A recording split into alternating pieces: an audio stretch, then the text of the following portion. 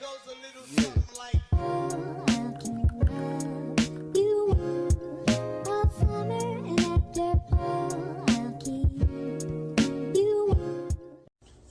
Hello literates, I'm Britt Ratterly and welcome back to Writer's Ambition. For those of you who've been hanging in since episode 1, you're a real one. And to those of you who are just finding my humble channel, welcome. We hope you stay a while, and welcome, especially to all the new subs. Hope you found what you're looking for. So,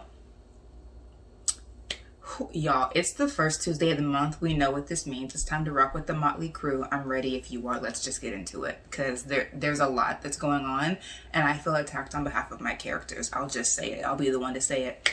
So we're still going to stick with Eliza, Laz, and Belle because they're still the most concretely formed characters that I have.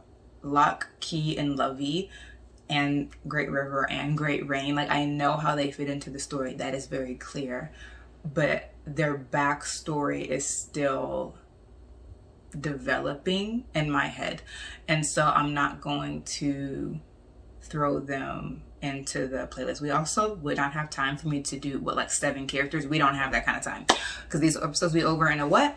Correct. Follow along. So starting with Eliza, is it Work by Kelly Rowland. Wow. I feel attacked for all of my characters. I most especially feel attacked for Eliza. Poor Eliza. She is really, I said in the last playlist, and definitely go check that out if you have not, but said in the last one with the Message in the Bottle song, she's starting to come up for air. She's starting to see beyond her own island of Great Rain's apartment and see, sorry, the wood in my house starts to like breathe and creep when the furnace comes on. Anyway, she's starting to see beyond her island of Great Rain's apartment and interact with different parts of the grave, and that she met these other women in the grave, most notably Charlie and Yvette, who she is walking home with in the 52nd installment that kicks off the October pack. So she's starting to see that, right, in the September set.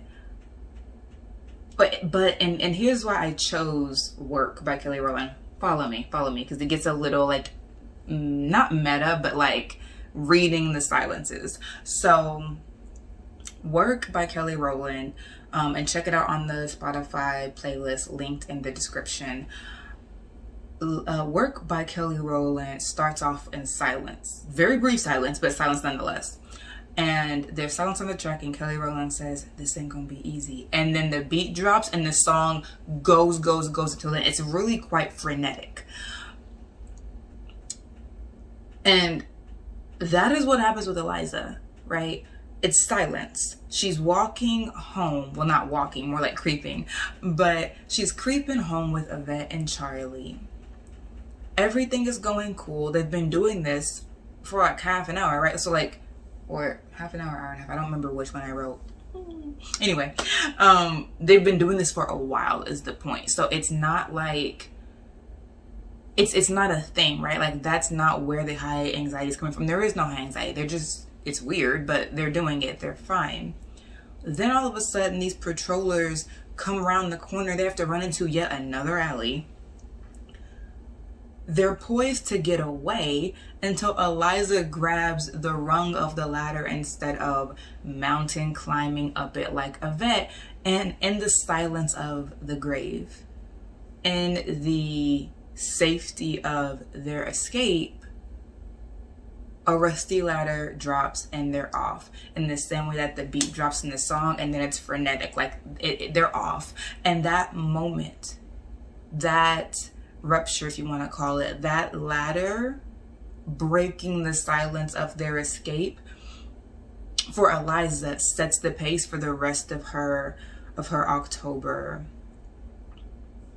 installments.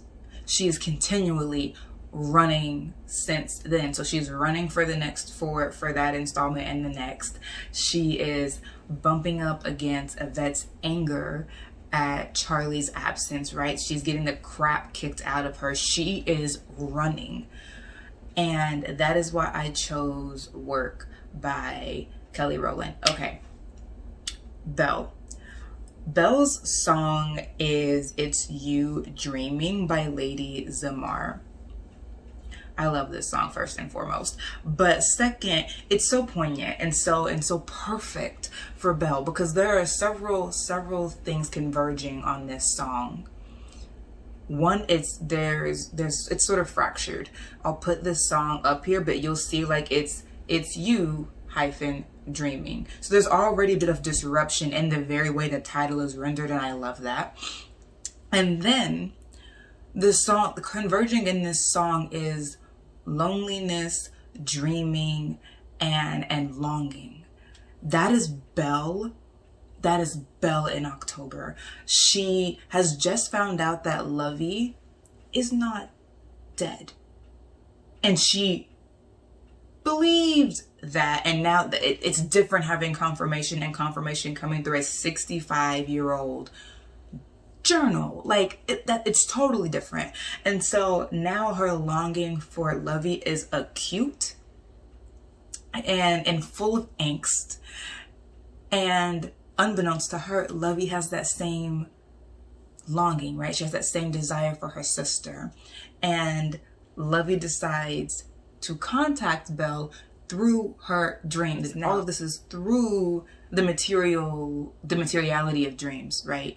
So that's one reason that I had to choose this song, is because it's so very much that the dream is the setting, right? And then all of these things are just converging in the dream, and it does not have to make sense. In this song, it's very wavy, isn't even the word. It's just, it's busy, and it seems to me like there is longing very well expressed and a convergence of desire being expressed. That's Belle and Lovey in the October pack, and that's why I chose It's You Dreaming for them. For Belle, but we can say it's for Lovey too, because, you know, she figures prominently in that moment with her own song. Okay, Laz's song for October is Dark Side by Bishop Briggs, period. If you know that song, it's very clear, but if you don't, follow along. So we know, of course, that Laz has hope, right? He has this alternate persona that takes over when he can't deal, right? When his functionality is decreasing, hope takes over and sort of gives him time to rest and get back to one so he can take over his life again. And I can't remember if I have said yet how that happened. I know I've given you breadcrumbs, and I'm again interested to hear in the comments what you're getting from this, and if you are, one, remembering all these breadcrumbs, and two, like what your theories are about what's going on in Laz's psyche. But I know that you know that hope is there, right? And you also know that Key got stuck there. In this month's set, Laz has to deal with that. He doesn't even know Key's name. He just knows she's the girl who is a few years older than me, who killed Eliza's attacker, and has been in my head ever since. And we start to hear, content warning, references to self-harm. Okay, just giving people time to like click out or mute me or what the heck ever. Okay. And we start to see a little bit of Laz getting at or referencing some motivations to why he cuts himself. He has this line about feeling his threeness sometimes and being afraid that Key, who he does not even know is Key, is going to usurp his consciousness and take him over, and trying to regain control by releasing the pressure, cutting himself. He suppresses her, right? Like we see that he puts her in this dark room, and he has done that his entire life, as long as she's been there, which is almost his entire life at this point. He's 22. This happened when he was 7. So, and by this I mean Key getting stuck in his head. He's ignored her and suppressed her ever since then. But when the Lovey aha comes, right? When that happens, he doesn't have the same reaction as Belle, but he is like, now hold up, because this is getting too crazy. I know we're going to LA to follow Great Rain's train to give Eliza enough injured to bust out of the grave, but what does your not dead little sister have to do with this? And that's when he's like, I need help. I have to tap out. This is a bridge too far for me. And what I do know is Great Rain is in the grave, and so is Eliza. That's why we're doing this. Now we know that your little sister had contact with her Great Rain before she ever went to the grave. And then he starts to put together a memory of Eliza's abduction when Key entered him. And oh, I think that those were snatchers even when she was 5 years old. And so all he knows is that there is some sort of connection between Eliza Great Rain Lovey and the grave. He doesn't know what it is, but the only person he has contact to readily who knows anything about the grave, he realizes, is this consciousness, this foreign consciousness that he thinks of as a parasite in his head. And so he has to confront that part of himself and go into his head. That's the dark side. Because I mean, if you go back to that scene, it's literally him swimming through darkness and slogging laboriously to the deepest parts of himself to retrieve this person that he has kept prisoned in the smallest corner of his mind that he could possibly manage. And now he has to move through his own fears and repressions and resistances to find her if he wants to have any chance of figuring out what exactly he's dealing with, what he's literally driving into in LA, and how he can be best prepared to not just save Eliza and Great Rain, but possibly Belle's very long lost, presumed dead little sister. And so I hope that y'all do check out the Rockin' with the Motley Crue playlist in the description on the Spotify. Okay, so if you have made it this far in the video, comment below threeness, THREENESS, threeness.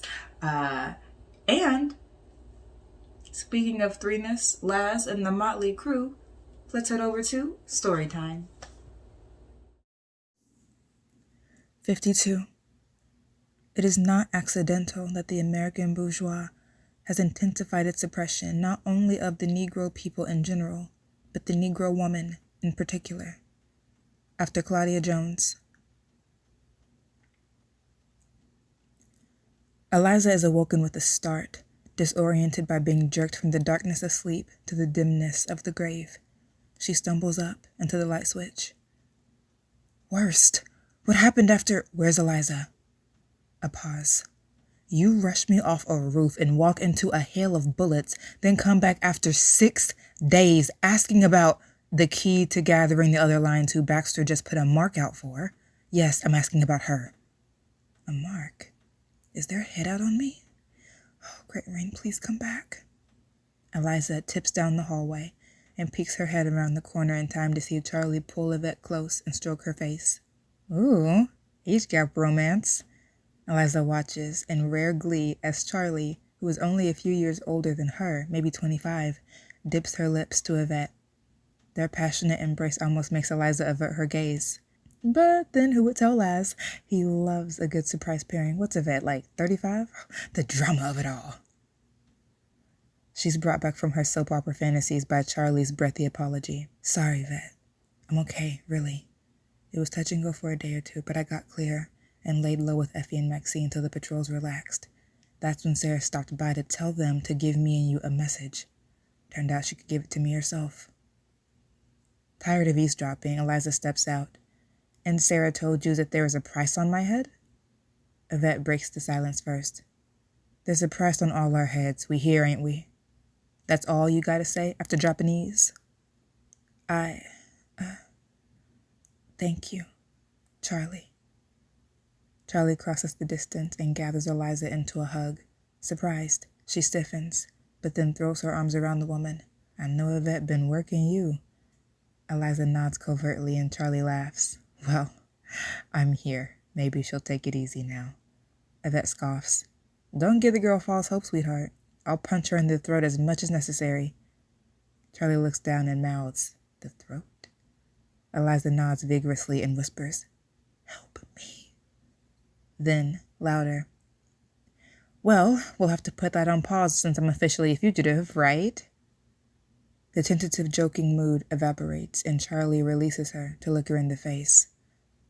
You've been a fugitive since you got here. Sarah said you've been marked. Eliza jumps and searches among her collection of bruises. Where? Charlie coughs to cover her snicker, and Yvette mutters, fool, then snaps her fingers in Eliza's face. Marked, girl, as in a high priority for marketeers to collar and circulate. Eliza freezes, disgust roiling thick in her belly. Oh, okay. When do we leave? We don't. Charlie and Yvette chorus. Yvette pats Eliza on the arm and smirks when she winces and rubs a fresh bruise. No one knows about this place. So, Yvette pats her on the exact same bruise. Go back to sleep. Charlie's back. We're doubling up on training starting tomorrow. Reach your full potential every Tuesday with Britt Riderly's Writer's Ambition. Then Embrace Adventure every Tuesday, Wednesday, and Thursday with Eliza Black. Don't leave us hanging. We'll see you soon.